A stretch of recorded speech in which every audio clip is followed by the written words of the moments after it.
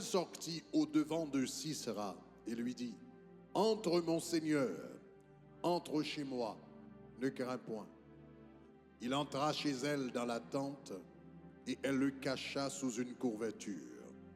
Et il lui dit, « Donne-moi, je te prie, un peu d'eau à boire, car j'ai soif. » Elle ouvrit l'outre du lait, lui donna à boire et le couvrit. Il lui dit encore, « Tiens-toi à l'entrée de la tente, et si l'on vient t'interroger en disant, « Y a-t-il quelqu'un ?»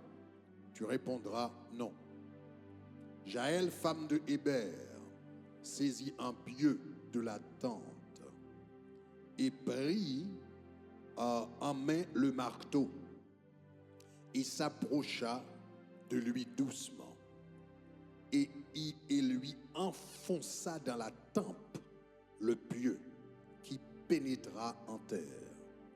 Il était profondément endormi et accablé de fatigue, et il mourut.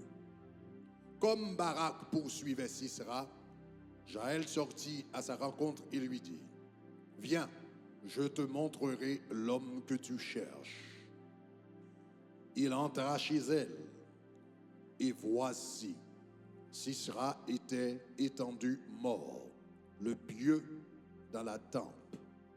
En ce jour, Dieu humilia Jabin, roi de Canaan, devant les enfants d'Israël. Alléluia. Je vais dire Jaël, tu vas dire ton jour est arrivé. Jaël, Ton jour est arrivé. Jaël, Ton jour est arrivé. Jaël, Ton jour est arrivé. Jaël. Ton jour est arrivé. Alléluia. Vous pouvez vous asseoir. Gloire à Dieu. Voilà, chers amis, comme nous avons dit, nous sommes en train de parler du rôle des femmes dans le royaume. Je vous avais dit que nous sommes en train de vivre un moment prophétique en cette saison, il y a quelques années de cela. Donc c'était en 2019, dans un temps de prière personnelle et de jeûne. Donc le Seigneur m'avait dit qu'il allait élever des femmes dans ce ministère, dans cette église, dans ce ministère mondial, et un peu partout dans le royaume, il allait élever des femmes, donc dans le royaume. Maintenant, parlant de femmes dans le royaume, donc nous avions parlé de Déborah, n'est-ce pas? Nous avions déjà parlé de Déborah, et maintenant nous sommes en train de parler de Jaël. Maintenant, pour ceux qui avaient raté les deux messages précédents, je vous mets rapidement dans le contexte. Dans le contexte, il s'agit d'Israël. Nous sommes au XIIIe siècle avant Jésus-Christ, 1200 ans avant Jésus-Christ, dans le livre des Juges. Et en ce moment-là, il y avait un roi en Canaan qui s'appelait Jabin. Et Jabin, la Bible dit, avait soumis le peuple d'Israël à une grande oppression. Jabin avait une technologie de pointe en ce moment, une technologie militaire de pointe en ce moment.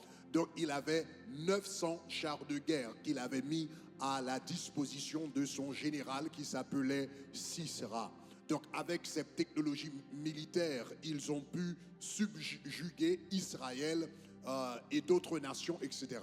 Donc Israël vivait sous l'oppression de Jabin et de Sisera. Donc la personne qui exécutait les ordres de Jabin, c'était Sisera. Donc, et durant ces 20 ans d'oppression, Israël a connu des souffrances indicibles.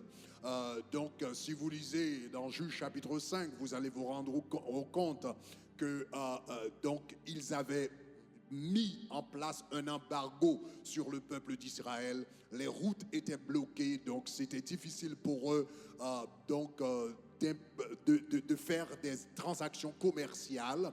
Donc ils ne pouvaient ni acheter ni vendre. Donc il y avait de la famine, donc c'était difficile pour eux. Les gens entraient dans les maisons, les soldats entraient dans les maisons et pillaient les biens des Israélites, et certains d'entre eux violaient même les femmes, violaient les femmes d'Israël. Donc Israël souffrait beaucoup, et c'est à ce moment-là donc qu'ils ont appelé le Seigneur, qu'ils ont crié au Seigneur. Et quand ils ont crié au Seigneur, le Seigneur a répondu. Répondu d'abord par un homme appelé Barak. Donc le Seigneur a parlé à Barak. Donc il lui avait dit de rassembler 10 000 hommes, pour aller à l'encontre de Sisera, le général de l'armée de Barak, et libérer Israël de l'oppression des Cananéens. Mais Barak ne voulait pas y aller. Donc voilà pourquoi Dieu va appeler une femme par le nom de Déborah, une prophétesse, qui va une fois de plus répéter l'ordre que Dieu avait donné à Barak. Il va lui dire, donc rassemble 10 000 hommes pour aller à l'encontre des Cananéens. Donc finalement, après avoir reçu la parole prophétique de Déborah, donc Barak a décidé d'obéir à l'ordre de Dieu et d'aller en guerre. Et comme Dieu l'avait promis, Dieu leur avait promis la victoire. Donc quand ils sont arrivés sur le champ de bataille, le Seigneur a fait bouger les forces visibles et invisibles pour accorder la victoire au peuple d'Israël. Maintenant, donc les Cananéens ont commencé à perdre la guerre devant les forces israélites, et pendant qu'ils perdaient la guerre, la Bible dit, le général, le responsable, le chef, qui s'appelait Sisera, donc s'est descendu furtivement, secrètement de son char, et la Bible dit qu'il est parti à pied, donc il est parti à pied vers la tente de Jaël. Donc voilà, c'est dans ces circonstances-là que le nom de Jaël avait été prononcé. Qui était Jaël? Jaël, je vous avais dit, c'était une femme ordinaire. Quand nous lisons la Bible, quand la Bible parle, quand Jaël est introduite dans la Bible, elle n'est pas introduite comme une juge, comme Déborah, pas comme une reine, comme Esther, pas comme une matriarque de la foi, comme Sarah. Jaël est simplement introduite comme la femme de Héber. Jaël, c'était la femme de Héber. Donc c'était une femme ordinaire, c'était une femme de maison. Et pourtant, Dieu va l'utiliser pour donner une victoire extraordinaire au peuple d'Israël. Et je vous avais dit, en cette saison, Dieu est en train d'élever des femmes ordinaires pour faire des choses extraordinaires. Dites-moi gloire. J'ai dit que Dieu est en train d'élever des Jaël. Il va élever des femmes ordinaires pour faire des choses extraordinaires. Dites-moi gloire.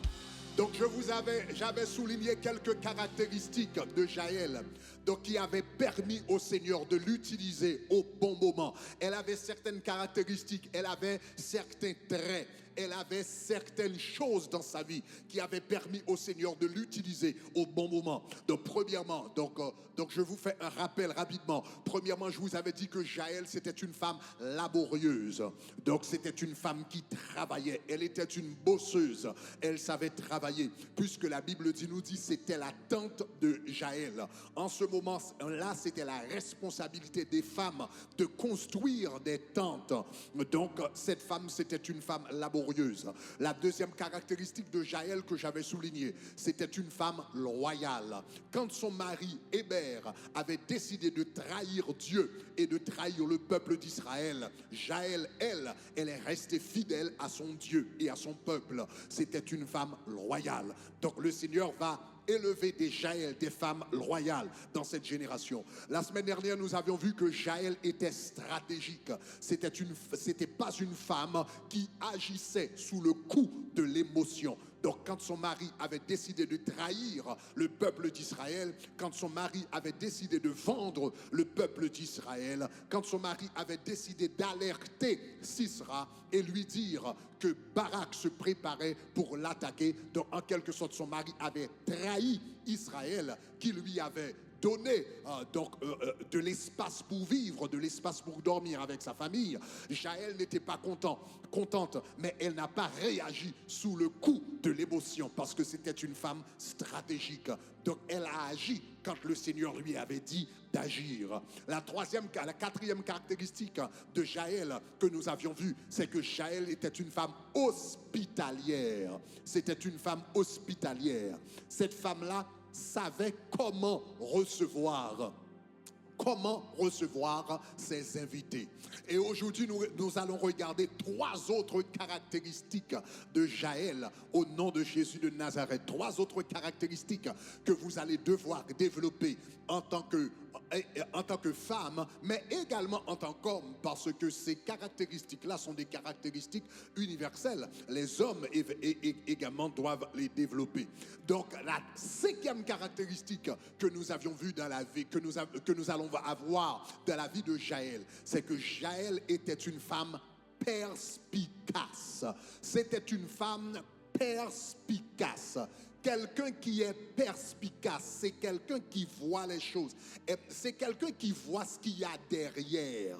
C'est quelqu'un qui voit ce qu'il y a derrière. C'est quelqu'un qui voit les choses que les autres ne voient pas. On appelle cela perspicacité. C'est quelqu'un qui comprend les choses rapidement. On appelle ça perspicacité. C'est quelqu'un qui a les yeux spirituels ouverts et les oreilles spirituelles ouvertes pour comprendre. On appelle ça perspicacité. Jaël, c'était une femme perspicace. Donc la Bible dit, au milieu du combat, Sisera s'est descendu de son char et il s'est accouru vers la tente de Jaël. Il est allé vers la tente de Jaël et la Bible dit, quand elle est arrivée à la tente de Jaël, aussitôt qu'elle est arrivée à la tente de Jaël, la Bible dit que Jaël l'a reçue. Jaël est allé par devant lui, et bien pour lui dire, entre mon Seigneur, comme nous avions souligné la dernière fois. Donc entre mon Seigneur. Aussitôt que Jaël a vu Sisera, Jaël savait qu'il y a quelque chose qui n'allait pas. Elle savait qu'il y a quelque chose qui n'allait pas, mais elle ne savait pas quoi exactement. Et donc étant une femme hospitalière, elle a décidé de mettre en œuvre son don d'hospitalité. Elle a décidé de recevoir cet homme qui apparemment, il y avait un problème, elle ne savait pas quoi, mais elle a décidé de recevoir cet homme. Maintenant, il y a certains qui pensent que ce n'était pas de la manipulation. Je ne crois pas. Jaël ce n'était pas de la manipulation comme certains auraient voulu penser. Quand il a reçu Sisera, en réalité, Jaël était en train de faire ce qu'elle avait fait plusieurs fois auparavant. Rappelez-vous que Héber, le mari de Jaël, était bon ami avec Sisera. La Bible dit qu'il y avait un accord de paix entre eux, cela veut dire qu'il y avait une alliance. Donc Héber, c'était un bon ami de Sisera et de Jabin. Et c'est sûr, c'est très probable qu'il se serait rendu visite régulièrement. Donc Jabin, cela veut dire que Sisera, quand il visitait la tente de Jaël ou bien la tente de Héber, en tant que femme dans cette maison, ça aurait été la responsabilité de Jaël en tant que femme de s'assurer que l'ami de son mari soit bien accueilli. Donc, en tant que femme, c'était sa responsabilité et c'était son devoir d'accueillir et de bien accueillir l'ami de son mari. Donc, étant donné que ces deux hommes-là, c'était de bons amis, donc je suis sûr et certain, ce n'était pas la première fois qu'il recevait cet homme-là. Il l'avait reçu auparavant. Il avait exercé de l'hospitalité auparavant à l'égard de cet homme. Et de plus, il faut noter que Sisera était un guerrier professionnel. Et en tant que guerrier professionnel, la guerre, généralement, se base sur la tromperie. La base de la guerre, c'est la tromperie. La base de la guerre, c'est savoir attaquer tes adversaires au moment ou au lieu que l'adversaire ne pensait pas. pour gagner une guerre, il faut savoir tromper les gens. Donc, cela veut dire, en tant que général de l'armée, donc Sisera aurait été très sensible par rapport à la tromperie. Donc, si Jaël avait l'habitude d'être grossière avec Sisera, et soudainement, au beau milieu de la guerre, cette femme qui était grossière, cette femme qui n'avait pas l'habitude de servir Sisera, et soudainement, au milieu de la guerre, elle est devenue très très gentille. En tant que guerrier professionnel, il aurait mis en doute cette gentillesse. Est-ce que vous êtes avec moi? Il aurait mis en doute cette gentillesse. Donc, en réalité, Jaël était en train de faire ce qu'elle avait déjà fait auparavant. Elle avait l'habitude, en tant que femme, de recevoir l'ami de son mari, d'accueillir l'ami de son mari, d'exercer l'hospitalité de l'ami de son mari. Donc voilà pourquoi cet homme-là, il se sentait à l'aise aussitôt qu'il était en guerre. Donc aussitôt qu'il avait un problème, il y avait des milliers de tentes, mais il est allé directement dans la tête de Hébert et dans la tente de Jaël. Donc cela veut dire il avait l'habitude de fréquenter cette tente, il avait l'habitude d'aller dans cette maison, à cette maison. Et Jaël avait l'habitude de le recevoir. Donc en réalité, ce qu'elle était en train de faire, ce n'était pas de la manipulation. Elle était en train de remplir son devoir en tant que femme. Donc elle l'avait fait auparavant. Donc elle a fait preuve d'hospitalité. Elle a bien reçu cet homme. Maintenant, au moment où Jaël recevait Sisera, elle ne savait pas encore. Elle savait qu'il y avait un problème. Elle pouvait voir, en tant qu'une femme perspicace, elle pouvait voir qu'il y avait un problème. Mais elle ne savait pas exactement c'était quoi le problème. Elle ne savait pas à ce moment-là que Sisera avait perdu la guerre. Parce que Jaël habitait dans un lieu appelé Kédesh. Et la guerre a été faite, donc les combats ont eu lieu dans un lieu appelé Mont Tébor. C'était à la montagne du mont Tébor, donc la Bible dit, ou bien Tabor, c'était à la montagne au pied de la montagne de Tabor, donc ils ont eu les guerres. Entre le mont Tabor et Kédesh, il y a à peu près 15 kilomètres de distance, hein? Donc à peu près 15 kilomètres de distance. Donc elle ne savait pas ce qui était arrivé. Donc la guerre a eu lieu à Tabor et elle est à Kédesh. Et cet homme a marché à pied et est venu à sa maison. Donc elle ne savait pas ce qui était arrivé. Donc quand Sisera est arrivée à la tente de Jaël, elle ne savait pas que Sisera avait perdu la guerre. Donc elle savait qu'il y avait un problème, mais elle ne savait pas quoi. Mais c'est Sisera qui va se vendre lui-même.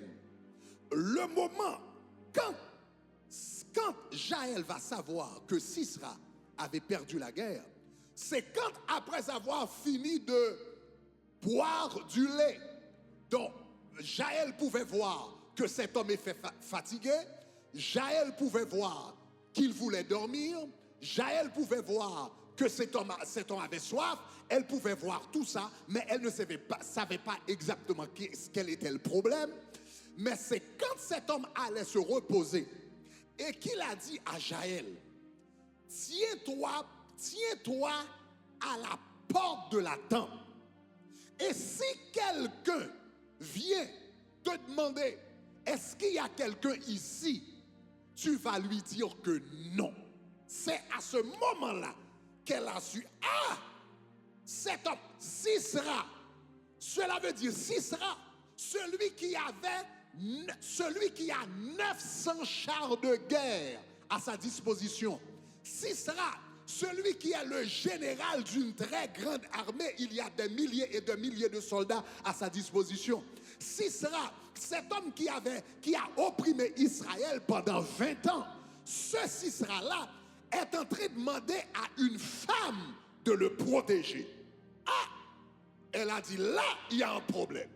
Donc cela veut dire, si Sisera, qui a une grande armée à sa disposition, qui a 900 chars de guerre à sa disposition, qui a opprimé Israël à sa disposition, est en train de me demander de me tenir à la porte et de garder la porte pour lui et de le protéger, cela veut dire qu'il a perdu la guerre.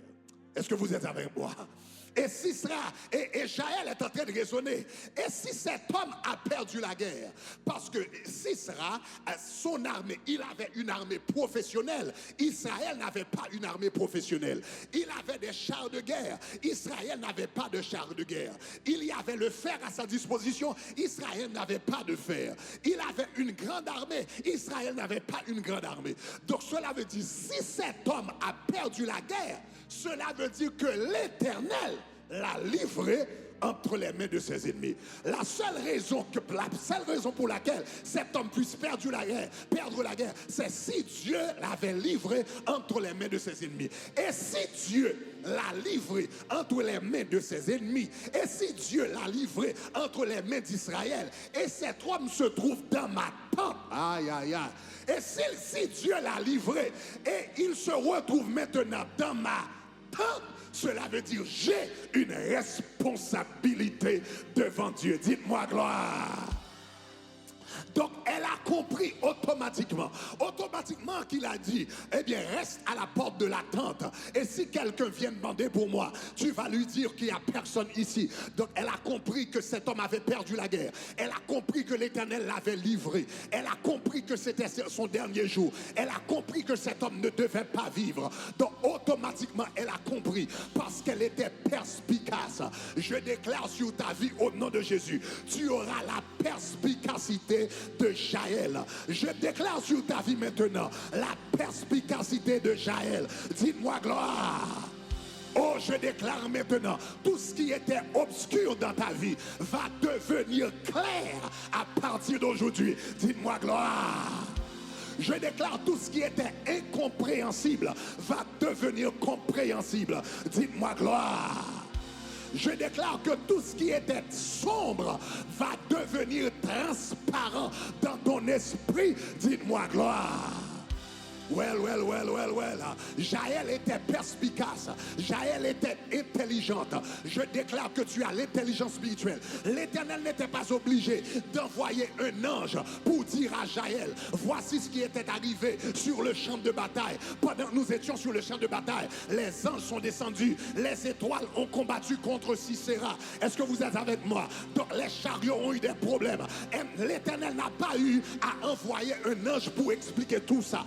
Du moment que cet homme a dit, tiens-toi à la porte et protège-moi, tiens-toi à la porte, et si quelqu'un vient, tu lui diras qu'il n'y a personne ici. Elle a compris. Je déclare que tu vas comprendre ce qui n'a pas été expliqué. Je déclare que tu vas comprendre ce que tu n'as jamais vu. Je déclare que tu vas comprendre ce que tu n'as jamais entendu. Dites-moi gloire. Oh, en ce moment, Jaël a compris ce qui était passé. Elle n'était pas sur le champ de bataille. Elle n'a pas assisté à la guerre. Elle n'a pas assisté aux hostilités. Mais automatiquement, elle a eu la perspicacité de comprendre ce qui était arrivé. Et non seulement elle a compris ce qui est arrivé, elle a compris ce qu'elle devait faire. C'est que cet homme ne devait pas vivre. L'Éternel l'a livré. L'Éternel a prononcé. Est-ce que vous êtes avec moi?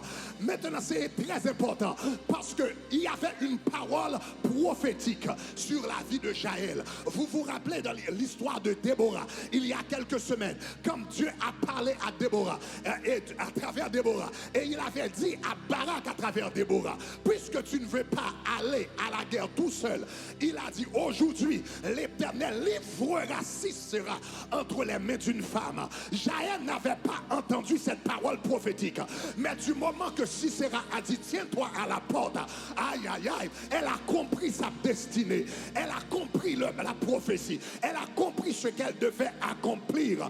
Dites-moi gloire. J'ai dit tu as la perspicacité de Jaël. J'ai dit tu as la sagesse de Jaël. J'ai dit tu as la compréhension de Jaël. J'ai dit tu as l'intelligence de Jaël. Disons gloire. Donc automatiquement elle a compris. automatiquement elle a compris. Comme les fils d'Isaacar. La Bible dit les fils d'Isaacar avaient l'intelligence des temps pour savoir ce qu'il faut faire. Les fils d'Isaacar ayant l'intelligence des temps pour savoir ce que devait faire Israël. Il faut l'intelligence pour savoir ce que tu dois faire. Il faut l'intelligence pour savoir ce que tu dois faire. Il faut l'intelligence pour savoir ce que tu dois faire. Donc Jaël était intelligente et elle savait ce qu'elle devait faire en ce moment. Cet homme ne devait pas vivre. L'ennemi d'Israël, celui qui a opprimé Israël pendant 20 ans, celui qui a violé les femmes pendant 20 ans, celui qui a pillé les biens d'Israël pendant 20 ans, celui qui pratiquait la magie en Canaan pendant 20 ans, son jour était arrivé. Dites-moi gloire. Et Jaël a compris non seulement le jour de cet homme était arrivé, mais elle a compris également que son jour était arrivé. Son jour de gloire était arrivé. Son jour d'honneur était arrivé. Est-ce que vous êtes avec moi? Jaël a compris automatiquement que si cet homme, Dieu l'a livré entre les mains de ses ennemis et maintenant il se trouve dans sa tente, cela veut dire Dieu est en train de lui donner une opportunité qui n'a jamais été donnée à une autre femme. Oh, elle a compris que Dieu était en train de lui donner une opportunité qu'il n'a jamais donnée à une autre femme dans l'histoire. Dieu est en train de lui donner une opportunité qu'il n'avait pas donnée à Barak, qu'il n'avait pas donnée aux soldats, qu'il n'avait pas donnée aux capitaines, qu'il n'avait pas donnée aux généraux. Dieu est en train de lui donner. Dieu est venu lui donner la tête de Jaël, la tête de Sisera. Dites-moi gloire. Elle a rapidement compris que Dieu lui donnait une rare occasion de faire une action inédite en Israël. Elle a compris Dieu lui donnait la grâce de faire quelque chose qu'aucune femme n'avait fait auparavant en Israël. Elle a identifié le moment, elle a identifié l'opportunité, elle a identifié la grâce. Alléluia. Et elle a exploité le moment que Dieu lui avait donné. Je déclare au nom de Jésus que tu ne vas pas rater tes occasions. Je déclare au nom de Jésus, tu ne vas pas rater tes opportunités. Je déclare au nom de Jésus, tu ne vas pas rater les portes que Dieu a ouvertes pour toi. Dites-moi gloire. Je déclare au nom de Jésus, quand l'occasion de réussir aux examens se présentera devant toi, je déclare au nom de Jésus, tu vas la saisir. Quand l'occasion d'avoir ton Boaz se présente devant toi, tu vas la saisir. Quand l'occasion, au nom de Jésus, d'acheter une maison se présentera devant toi, tu vas la saisir. Quand l'occasion de commencer ta propre entreprise se présente devant toi, tu vas la saisir. Quand l'occasion d'amener une âme à Jésus se présente devant toi, tu vas la saisir. Tu ne vas plus rater tes occasions. J'ai dit, tu ne vas plus rater tes occasions. Tu ne vas plus rater tes occasions. Tu ne vas plus rater tes occasions. Tu ne vas plus rater tes occasions. Tu ne vas plus rater tes occasions. Tu ne vas plus rater les portes ouvertes. Tu ne vas plus rater les opportunités. Jaël avait quelques minutes d'occasion. Parce que cet homme était en train de dormir. Elle ne savait pas si elle allait dormir pour 3 heures de temps, si elle allait dormir 1 heure de temps, il allait dormir 30 minutes, s'il allait dormir 15 minutes, s'il allait dormir 5 minutes. Elle ne savait pas, mais elle savait qu'elle avait une opportunité. Elle savait qu'elle avait une occasion. Elle savait qu'elle avait un moment. Et elle devait profiter de l'occasion immédiatement. Je déclare, tu ne vas pas rater tes occasions. Dis à ton voisin immédiatement. Immédiatement, Dieu va ouvrir des portes dans ta vie. Et tu vas devoir passer immédiatement. Tu vas devoir entrer immédiatement. Tu vas devoir agir immédiatement. Tu vas devoir obéir immédiatement. Dites-moi gloire. Elle savait qu'elle avait seulement quelques minutes. Et cette femme a compris. Je ne sais pas. Cet homme, peut-être qu'il va dormir. Je ne sais pas, peut-être 3 heures de temps. Peut-être 30 minutes, peut-être 5 minutes. Mais je dois saisir l'opportunité. Yeah. Jaël était perspicace. Jaël était intelligente. Elle savait ce qu'il fallait faire. Elle pouvait comprendre les choses et savoir comment agir. Et cela s'appelle de l'intelligence spirituelle. Au nom de Jésus. Elle était intelligente. Mais Jaël n'était pas seulement intelligente, elle était courageuse. Parce que c'est une chose de savoir, de comprendre ce qui se passe et de savoir ce que tu dois faire. Mais c'est autre chose d'avoir la capacité de le faire. C'est une chose de savoir ce que tu dois faire, c'est autre chose d'avoir la détermination de le faire. Ça, c'est autre chose. Donc, Jaël n'était pas, non seulement elle était perspicace ou bien intelligente, non seulement elle était intelligente, mais Jaël était également courageuse. Dites-moi courageuse. Courageuse. Quand elle s'est rendue compte que Dieu avait livré Sisera entre ses mains, elle a dit, je vais faire le travail. Je vais l'achever. Je vais l'achever, je vais faire le travail. Je vais exécuter cet homme parce que Dieu m'a donné la tête de l'ennemi. Dieu m'a donné la tête de l'oppresseur. Maintenant, chers amis, imaginez un moment le courage que cela a pris de Jaël. Le courage que cette femme a dû avoir. Que cette femme a dû avoir pour dire je vais exécuter Sisera. Parce que Sisera, c'était un guerrier professionnel. Sisera, c'était un militaire, un général de l'armée, mais elle est simplement une femme de maison. Elle n'a jamais fait la guerre. Elle n'a jamais utilisé un instrument de guerre. Donc imaginez donc une femme de maison qui a dit je vais exécuter un général, un homme qui a passé sa vie sur les champs de bataille. Ah, imaginez le courage que ça a pris. Mais elle a dû avoir le courage de faire quelque chose qu'elle n'a jamais fait auparavant. Elle a dû avoir le courage de faire des choses qu'elle n'a jamais fait auparavant. Et je déclare au nom de Jésus, tu vas avoir le courage en cette saison, en ce moment, en ce temps, Jaël. Tu vas faire des choses que tu n'as jamais fait auparavant. Dites-moi gloire. Dieu va te donner des opportunités qui te ressemblent pas. Des opportunités de travail qui te ressemblent pas. Des opportunités de ministère qui te ressemblent pas. Des opportunités d'emploi qui te ressemblent pas. Et tu dois avoir le courage quand Dieu ouvre la porte et dire cela me ressemble pas. Cette maison ne me ressemble pas. Ce boulot me ressemble pas. Ce travail me ressemble pas. Mais puisque Dieu m'a donné l'opportunité, je vais la saisir. Dites-moi gloire. Il y a des gens qui n'avancent pas dans la vie parce qu'ils n'ont pas de courage pour saisir les opportunités que Dieu leur a données. Non, il ne faut pas dire je ne peux pas. Il ne faut pas dire je ne peux pas. Si Dieu ouvre la porte, entre. Si Dieu ouvre la porte, entre. Ayez le courage d'entrer. Ayez le courage de pénétrer. Ayez le courage de... Si Dieu ouvre la porte, entre. Si Dieu te donne la grâce, entre. Si Dieu te donne l'opportunité, entre. Donc cette femme a eu le courage. Elle n'a pas dit je vais chercher un soldat. Elle n'a pas dit je vais chercher un guerrier. Elle n'a pas dit je vais chercher un homme. Elle a dit je sais que je ne suis pas soldat. Je sais que je ne suis pas guerrier. Je sais que je n'ai jamais combattu dans la guerre. Mais c'est à moi que le Seigneur est en train de donner l'opportunité. Donc je vais la saisir. Je ne vais pas demander à quelqu'un d'autre qui a les diplômes. Je ne vais pas demander à quelqu'un d'autre qui a les qualifications. Je ne vais pas demander à quelqu'un d'autre qui parle la langue. Je ne vais pas demander à quelqu'un d'autre qui est converti depuis 20 ans depuis. C'est à moi qu'il a donné l'opportunité. Donc je vais passer. Regarde ton voisin et dis entre. Quand Dieu ouvre la porte de devant toi, ah, tu dois passer. Et cette femme a eu le courage d'avancer.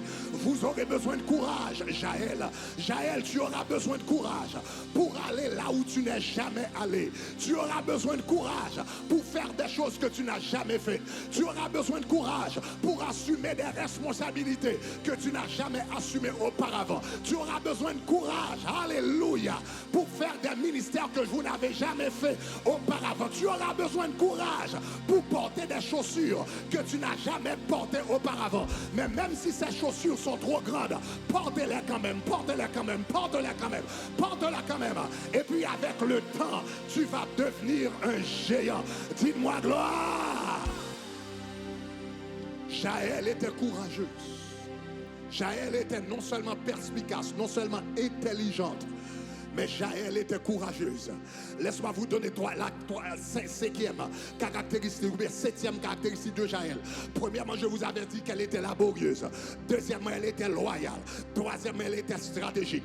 Quatrièmement, elle était hospitalière. Cinquièmement, elle était perspicace ou bien intelligente. Sixièmement, elle était courageuse. Et septièmement, elle était habile. Oh, dites-moi habile. Dites-moi habile. Habile ou bien excellente. Excellente. Elle était habile dans son travail. Elle était habile dans son œuvre. Maintenant, regardez ceci. Donc, Jaël est dans l'attente. Jaël est dans l'attente. Et le Seigneur lui a donné la tête de Sisera, parce que Sisera s'est endormi. Sisera est en train de ronfler. Alléluia. Donc le Seigneur lui a donné la tête de Sisera. Donc elle a compris ce que le Seigneur a voulu qu'elle fasse. Et elle savait ce qu'elle devait faire. Elle a eu le courage de le faire. Maintenant, il y a eu un problème. Quand Jaël a dit dans son cœur, je vais l'achever, je vais l'attaquer, donc je vais exécuter cet homme, il y a eu un problème. Quel était le problème? Le problème, c'est que Jaël n'était pas soldat. Conséquemment, elle n'avait aucun instrument de guerre. Est-ce que vous êtes avec moi? Elle n'était pas soldat. Donc conséquemment, elle n'avait pas les outils nécessaires pour exécuter le travail. Elle n'avait pas d'épée, elle n'avait pas de lance, elle n'avait pas de javelot, elle n'avait pas un couteau professionnel de soldat. Elle veut faire le travail, mais elle n'a pas les outils. Donc elle a commencé à se sentir. Donc elle s'est sentie un peu mal entraînée, mal préparée pour le moment. Est-ce que vous êtes avec moi? Et soudainement, elle a dit, mon Dieu, je dois exécuter cet homme, mais j'ai pas d'épée. Je dois exécuter cet homme, mais je n'ai pas de javelot. Je dois exécuter cet homme, je n'ai pas de lance. Je dois exécuter cet homme, mais j'ai pas même un bon couteau de soldat. J'ai pas d'outils. Et soudainement, elle s'est souvenue de son marteau et des piquets, les piquets qu'elle utilisait pour monter les tentes. Soudainement, elle s'est souvenue des piquets qu'elle utilisait pour monter les tentes et le marteau qu'elle utilisait pour monter les tentes. Et soudainement, cette femme s'est rendue compte, oui, donc je n'ai pas d'épée, je n'ai pas de couteau, je n'ai pas de lance et je n'ai pas de javelot. Mais dès ma jeunesse, j'ai utilisé des piquets pour monter des tentes. Ce que je suis en train de te dire, tu ne dois pas te sentir disqualifié parce que tu n'as pas les ressources que les autres ont pour le travail. Tu ne dois pas te sentir disqualifié parce que tu n'as pas les outils que les autres ont pour le travail. Laisse-moi te dire, quand ton jour sera arrivé, le Seigneur utilisera ce que tu auras en main. Quand ton jour est arrivé, le Seigneur utilisera ce que tu as. Dis-moi gloire. Si tu sais chanter, il va utiliser ton don de chanson, de chantre. Si tu sais cuisiner, il va utiliser ton don de cuisiner. Si tu sais parler, il va utiliser ta capacité de parler. Alléluia. Si tu sais écrire, il va utiliser ta capacité d'écrire. Quand ton jour arrive, le Seigneur utilise ce que tu as en main. Dis-moi gloire. Regarde ton voisin et dis, tu n'es pas disqualifié, tu n'es pas disqualifié, tu n'es pas disqualifié, tu n'es pas disqualifié. Je sais que tu n'as pas la voix de l'autre, mais tu n'es pas disqualifié. Je sais que tu n'es pas un bon orateur comme l'autre, mais tu n'es pas disqualifié. Je sais que tu n'as pas une très belle apparence comme l'autre, mais tu n'es pas disqualifié. Parce que quand ton jour sera arrivé, le Seigneur utilisera ce que tu as en main, ce que tu as, ce qu'il a mis dans ta main, c'est ce qu'il utilisera. Dites-moi gloire. Dites-moi gloire. Dites-moi gloire. Alléluia. Donc soudainement, Jaël s'est souvenu des piquets de tente et du marteau. Donc elle est allée dans le coin et elle a pris les piquets et elle a pris le marteau et elle a commencé à s'avancer rapidement et doucement vers Sisera. Vers Sisera. Et soudainement, pendant qu'elle s'approchait, quand elle est arrivée près de Sisera, elle s'est rendue compte qu'elle a seulement une chance. Elle ne peut pas rater. Oh non, non, non, elle ne peut pas rater. Elle ne peut pas manquer. Elle ne peut pas échouer parce que si elle rate et cet homme se lève, elle est morte. Donc elle doit frapper. Elle doit frapper. Elle doit porter le coup à perfection sans jamais s'entraîner. Sans jamais s'entraîner pour cela. Parce que tu ne peux pas entraîner sur un homme que tu vas tuer. Tu ne peux pas dire, je vais entraîner comment je vais te tuer. Tu peux pas. Tu n'as pas la chance de t'entraîner. Elle doit porter le coup à elle doit exécuter à perfection, sans entraînement. Donc elle commence à avoir de la panique. Parce qu'elle a dit, je ne veux pas rater, je ne veux pas manquer. Et soudainement, elle s'est rendue compte que dès sa jeunesse, elle a été entraînée avec ce piquet, avec ce marteau et ces piquets. Elle s'est rendue compte que tout le travail d'installation de tentes, en tant que jeune fille, c'était sa responsabilité d'installer les tentes. C'était sa responsabilité de fabriquer des tentes. C'était sa responsabilité de monter des tentes. C'était sa responsabilité de démonter des tentes. C'était sa responsabilité d'entretenir des tentes. Cela veut dire qu'elle a utilisé ce marteau et ses piquets toute sa vie. Elle a utilisé ce marteau et ses piquets toute sa vie. En d'autres termes, les travails ordinaires, les travaux ordinaires, en d'autres termes, les travaux ordinaires, les trains d'ordinaire, les trains de chaque jour préparaient Jaël pour ce moment extraordinaire. Écoutez, ce sont les tâches ordinaires qui nous préparent au moment extraordinaire. J'ai dit, ce sont les tâches ordinaires qui nous préparent au moment extraordinaire. Donc, vous qui êtes responsable de quelque chose qui vous semble ordinaire, il ne faut pas la négliger. Ne néglige pas la cuisine que tu fais chaque jour. Ne néglige pas le repassage que tu fais chaque jour. Ne néglige pas le lavage que tu fais chaque jour. Ne néglige pas, les choses, le jardinage que tu fais chaque jour. Parce que ce sont les choses que tu fais chaque jour que Dieu va utiliser dans des moments extraordinaires. Dites-moi gloire. Donc Dieu a utilisé la capacité ordinaire de cette femme, cette capacité qu'elle a développée, cette capacité qu'elle a cultivée, cette capacité qu'elle a bâtie à travers des années. Oui, c'est vrai, elle n'a pas entraîné précisément sur Sisera, mais elle a utilisé ce marteau et a utilisé ses piquets tout à travers sa vie. Et puis maintenant, ses parents ont commencé à l'entraîner de très tôt. Maintenant, quand les parents de Jaël l'entraînaient, donc ils pensaient qu'il était en train de former une fabricante de tentes. Mais en réalité, les parents de Jaël étaient en train de former une fabricante de tentes. Mais Dieu, lui, il était en train de former une combattante. Les parents de Jaël, avec le marteau et les piquets, eux, ils formaient une fabricante de tentes. Mais Dieu, lui, il savait que ce marteau et ces piquets serviront d'épée, serviront de couteau, serviront d'armes plus tard. Donc ses parents étaient en train de former une fabricante. Mais Dieu, lui, il était en train de former une combattante. Donc quand elle a levé le marteau, elle n'était plus Jaël, la fabricante de tentes. Elle était Jaël, la combattante de l'Éternel. Elle était Jaël, le soldat de l'Éternel. Elle était Jaël, la guerrière de l'Éternel. Elle a levé ce marteau. Et la Bible dit d'un seul coup. D'un seul coup, la Bible dit, le pieu pénétra, le piquet pénétra et le piquet pénétra jusqu'à terre.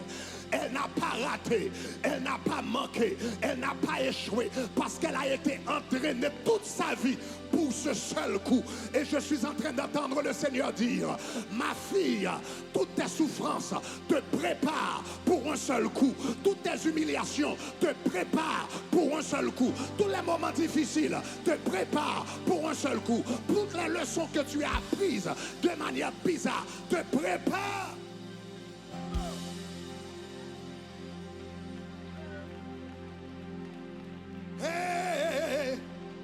Dites-moi un seul coup. Dites-moi un seul coup. Dites-moi un seul coup. Dites-moi un seul coup. Dites-moi un seul coup. Tu n'as pas besoin de 1000 coups. Tu n'as pas besoin de 20 coups. Tu n'as pas besoin de 10 coups. Tu n'as pas besoin de 5 coups pour que ta vie soit changée, pour que ta vie soit transformée, pour que ta vie soit équilibrée, pour que ta vie prenne une autre dimension. Tout ce qu'il te faut, c'est d'un seul coup, la vie de Jaël a été changée. D'un seul coup, la vie de Jaël a été changée. D'un seul coup, Jaël est devenue une héroïne. D'un seul coup, Jaël a marqué son époque. D'un seul coup, le nom de Jaël est écrit dans la Bible. D'un seul coup, elle est devenue, aïe aïe aïe. D'un seul coup, elle est passée de femme ordinaire à figure extraordinaire. Dites-moi un seul coup. Le Seigneur te prépare à un seul coup. Le Seigneur n'est pas obligé de te donner 10, 20, 30, 40, 50 opportunités. Tout ce que tu auras besoin, c'est d'une seule opportunité. Tout ce qu'il te faut, c'est une seule opportunité. C'est un seul coup sous la puissance du Saint-Esprit. Un seul livre que tu as écrit peut changer ta vie. Une seule conversation peut changer ta famille. Un seul contrat peut changer ton entreprise. Est-ce que vous êtes avec moi? Alléluia. Un seul message peut changer ton ministère. Un seul chant. Alléluia. Un seul coup.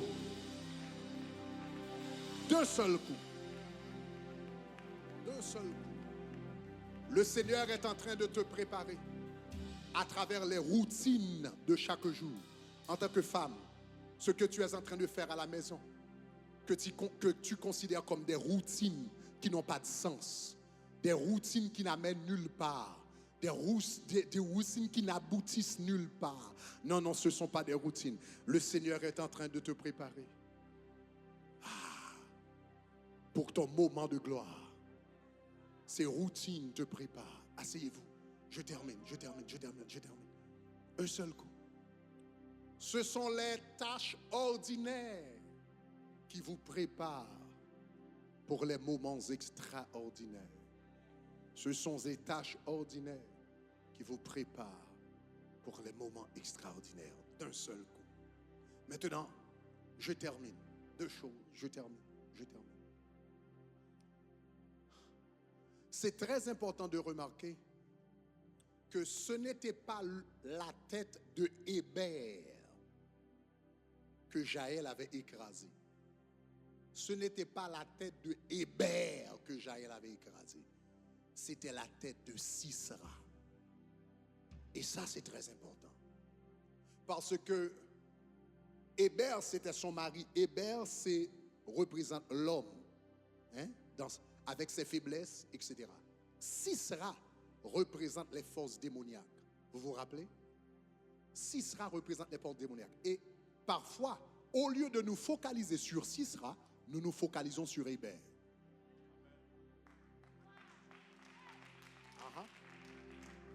Au lieu d'écraser la tête de Sisera, nous essayons d'écraser la tête de Héber. Donc l'ennemi parfois nous donne la mauvaise cible. Or, la Bible dit, nous n'avons pas à lutter contre la chair et le sang. En d'autres termes, quand il y a un problème dans ton foyer, souvent, par exemple, les couples, l'ennemi a tendance à entrer dans les foyers et faire que les couples se voient comme des ennemis. Mais ton mari n'est pas ton ennemi. Et ta femme n'est pas ton ennemi. Je vais le redire. Quand il y a un problème dans un foyer, au lieu de nous focaliser sur le problème, nous nous focalisons les uns sur les autres ou l'un sur l'autre. Donc, au lieu de traiter le problème, nous nous focalisons sur la personne. Mais ton ennemi, ce n'est pas ton mari. Et ton ennemi n'est pas ta femme. Ton ennemi, c'est le problème qui veut briser ton foyer. Et maintenant, ce que tu dois faire, c'est tu dois t'unir avec ton mari, tu dois t'unir avec ta femme et dire qu'il y a un Sisera qui est entré dans notre mariage. Il y a un Sisera qui est entré dans la famille. Il y a un Sisera qui est entré dans la maison. Il y a Sisera. Ce Sisera représente les forces démoniaques, le démon qui existe par derrière ce problème-là, le démon qui est en train de se cacher par derrière, en deçà de ce problème, par derrière le problème-là. Donc, vous devriez vous focaliser non sur le mari, non sur ta femme, vous devriez te focaliser sur le démon qui existe par derrière ce problème-là, qui veut briser ton foyer, qui veut briser ta famille, qui veut briser ta maison. Ce n'est pas la tête d'Hébert qu'il faut écraser, c'est la tête du démon, c'est la tête de l'esprit impur, c'est la tête du diable, c'est la tête de l'adversaire qu'il faut écraser. Donc souvent nous nous focalisons sur la mauvaise cible. La Bible dit clair, nous n'avons pas à lutter contre la chair et le sang. Jaël a compris que le problème c'était pas Hébert, le problème c'était Sisera. Et la dernière chose, nous terminons avec ceci, la dernière chose, avant de prier. La dernière chose, alléluia. La dernière chose. Jaël était une héroïne en Israël, mais il n'y aurait pas eu de Jaël s'il n'y avait pas eu d'abord une Déborah. Donc regardez ce que la Bible dit dans Juges chapitre 5, versets 6 et 7. La Bible dit, au temps de Chakmar, fils d'Anat, au temps de Jaël, disons temps de Jaël, disons temps de Jaël, disons temps de Jaël. Les routes étaient abandonnées et ceux qui voyageaient prenaient des chemins détournés. Les chefs étaient sans force en Israël. Et puis la Bible dit, quand moi, je me suis levé, moi, Déborah, quand je me suis levé comme une mère en Israël. La Bible dit, le temps de Jaël a commencé quand Déborah s'est levée comme une mère. Quand Déborah s'est levée comme une mère. Donc Jaël est devenue une héroïne. Pour avoir une Jaël, il te faut une Déborah. Est-ce que ça va, chers amis? C'est la levée de Déborah comme une mère en Israël qui marque le commencement du temps de Jaël. Salut, merci d'avoir regardé cette vidéo. Si elle a été une bénédiction pour vous, cliquez sur le bouton rouge pour vous abonner. Cliquez maintenant. Bye bye.